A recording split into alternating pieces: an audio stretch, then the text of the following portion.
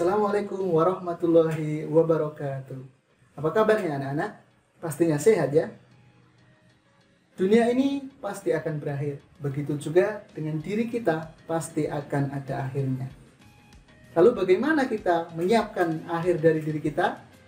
Mari kita lihat video berikut. Iman kepada hari akhir. Pendidikan Agama Islam dan Budi Pekerti SMA kelas 12.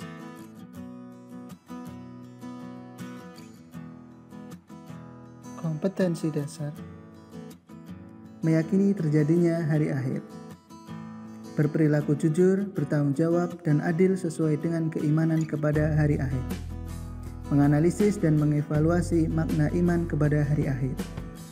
Menyajikan kaitan antara beriman kepada hari akhir dengan perilaku jujur, bertanggung jawab, dan adil.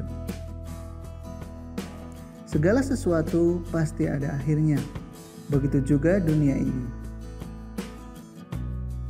Karena kiamat pasti terjadi.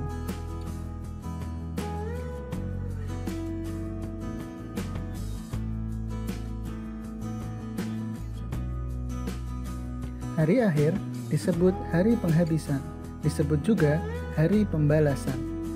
Menurut istilah, hari akhir adalah hancurnya bumi dan alam semesta beserta seluruh kehidupan yang ada di dalamnya. Hari akhir disebut juga dengan hari kiamat. Hari kiamat dapat dibuktikan kebenarannya melalui Al-Quran dan juga ilmu pengetahuan. Menurut Al-Quran, hari kiamat dibagi menjadi dua, yaitu kiamat sugro dan kiamat kubro. Kiamat sugro adalah peristiwa datangnya kematian bagi semua makhluk termasuk manusia yang bersifat lokal dan individu. Kiamat kubro adalah peristiwa berakhirnya seluruh kehidupan makhluk dan hancurnya alam semesta. Berdasarkan ayat-ayat Al-Quran, bumi akan digoncang-goncangkan. Kemudian dari dalam bumi keluar zat-zat berupa magma dan lava. Matahari digulung-gulung dan bintang-bintang jatuh menjatuhi bumi dan bertabrakan sehingga semuanya hancur. Manusia hanya bisa pasrah dan hanya Allah lah yang maha kekal. Kiamat menurut ilmu pengetahuan. Menurut teori astronomi, matahari sebagai pusat tata surya memiliki daya tarik-menarik yang menyebabkan planet-planet bergerak teratur dan seimbang. Namun lama-kelamaan daya tarik-menarik akan berkurang bahkan hilang, sehingga planet-planet akan keluar dari jalur orbitnya dan akan saling bertabrakan kemudian hancur. Menurut teori geologi, gas panas di dalam perut bumi berkembang dan menekan ke arah keluar. Tekanan bumi seimbang karena di luar ada tekanan atmosfer. Tekanan dari luar semakin lama semakin lemah bahkan hilang. Akhirnya gas bumi akan meledak keluar dan hancur.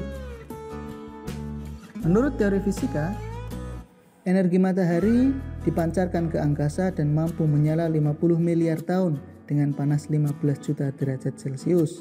Suatu ketika cahayanya akan redup dan sinarnya akan habis, maka tidak ada angin dan awan yang berakibat hujan tidak akan turun. Selanjutnya gunung-gunung akan meletus, ombak-ombak bergulung, air laut naik sehingga hancurlah bumi ini. Lalu setelah bumi hancur, apa yang akan terjadi? Kita tengok tahapan kehidupan yang pertama ada di dunia. Manusia akan mati, kemudian masuklah ke dalam yaumul barzakh atau alam kubur.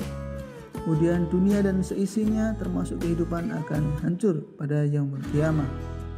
Kemudian manusia-manusia yang mati itu akan dibangkitkan pada saat yaumul ba'ats. Manusia-manusia yang mati akan dibangkitkan lagi di suatu tempat padang mahsyar yang disebut peristiwa yaumul hasyr.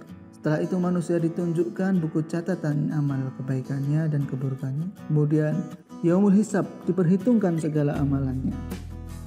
Kemudian yaumul mizan, ditimbang segala perbuatannya yang baik dan yang buruk. Kemudian manusia diberikan kesempatan untuk berjalan di as-sirat. Apakah manusia itu dapat melaluinya atau tidak dapat melaluinya?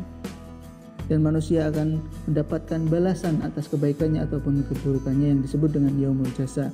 Nah, disitulah nanti akhirnya manusia akan ditentukan apakah manusia itu pantas di surga atau di neraka. Terhadap hari kiamat, hikmah yang dapat kita ambil yang pertama adalah menjauhi kemaksiatan dan penyimpangan moral yang mengakibatkan murka Allah Subhanahu wa taala di dunia dan di akhirat. 2. Menyejukkan dan mengembirakan hati orang-orang mukmin dengan segala kenikmatan akhirat yang sama sekali tidak dirasakan di alam dunia ini. 3. Senantiasa tertanam kecintaan dan ketaatan terhadap Allah Subhanahu wa taala dengan mengharapkan maunahnya pada hari itu. 4. Senantiasa termotivasi untuk beramal baik dengan ikhlas. 5. Senantiasa menghindari niat-niat yang buruk apalagi melaksanakannya. 6. Menjauhkan diri dari asumsi-asumsi yang mengkiaskan apa yang ada di dunia ini dengan apa yang ada di akhirat. Kita berkaca, sudahkah kita menyiapkan hari akhir kita?